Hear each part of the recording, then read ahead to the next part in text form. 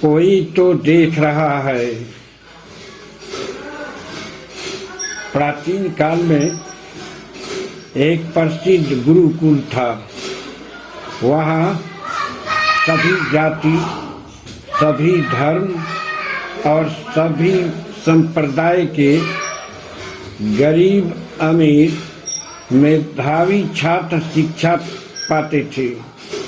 वहाँ पारंपरिक शिक्षा के अलावे रोजगार परक शिक्षा की भी व्यवस्था थी।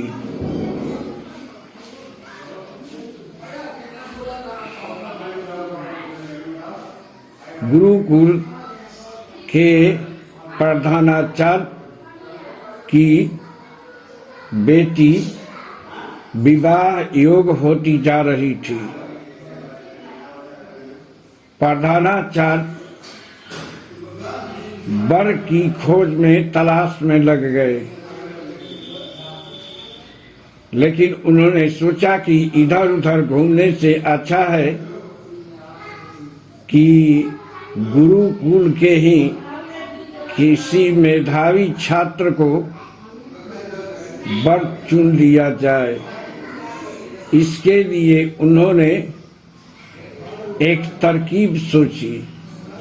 एक दिन उन्होंने सभी छात्रों को बुलाया और कहा, आप लोग अपने घर जाइए और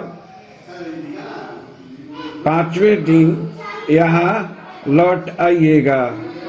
घर जाकर कोई कीमती वस्तु लाइएगा जो कोई देख न सके और न इसके बारे में जान सके। सभी छात्र अपने अपने घर चले गए और 5वें दिन घर से कीमती सामान लाए।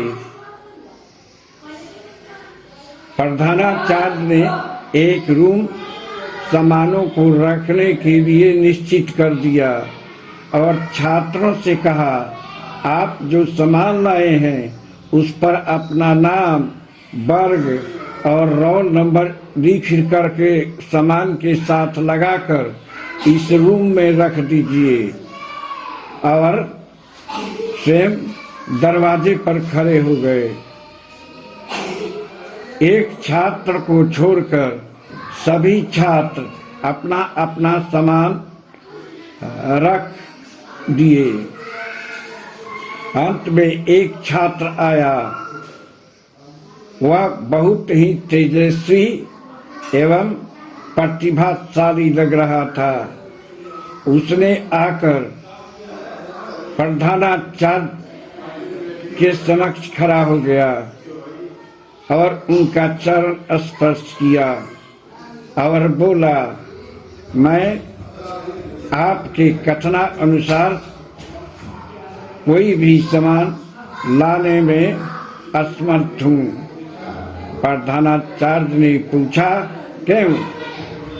छात्र ने बताया, आपने कहा था कि जो सामान लाना वह कोई देखे नहीं और न कोई जाने, लेकिन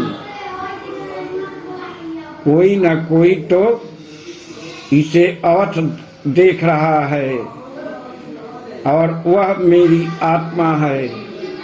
आत्मा जो परमात्मा का स्वरूप है वह सब जान रही है। ऐसी स्थिति में मैं यह कार्य नहीं कर सकूंगा। यह तो चोरी है। यह जो माता पिता पालन पोषण करते हैं, पढ़ाई के लिए खर्च देते हैं, उनके साथ धोखा है। अतः यह कार्य पाप है। मैं इसे किसी भी हालत में कर नहीं सकता। आप भले जो चाहे सो कर दें। छात्र की बात सुनकर प्रधानाचार्य बहुत प्रसन्न हुए और वे छाती को अपनी छाती से लगाकर उसके माथे को सहलाते हुए कहा, तुम को मैं अपनी पुत्री का वर चुनता हूँ। समय आने पर तुम दोनों की शादी कर दूंगा। इसके बाद छात्र अपना पढ़ाई जारी रखा और उधर प्रधानाचार्य की पुत्री भी अपनी पढ़ाई जारी रखी।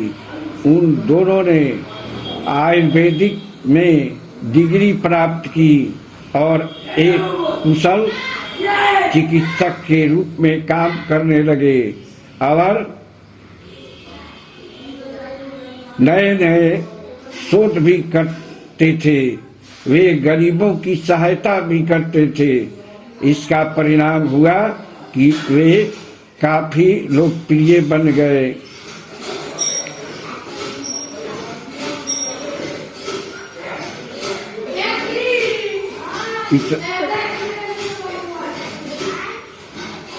इस तरह हमें भी सोच समझ कर कोई कर्म करना चाहिए। सुकर्म करने से आत्मा और मन दिव्य प्रकाश से प्रफुल्लित हो जाता है, जबकि कुकर्म करने से आत्मा और मन अंधकार में डूबा रहता है। इससे ऐसी स्थिति में सुकर्म करना जरूरी है ताकि जीवन भी सफल हो सके। मैं हूँ आपका शत्रुघ्न तिवारी।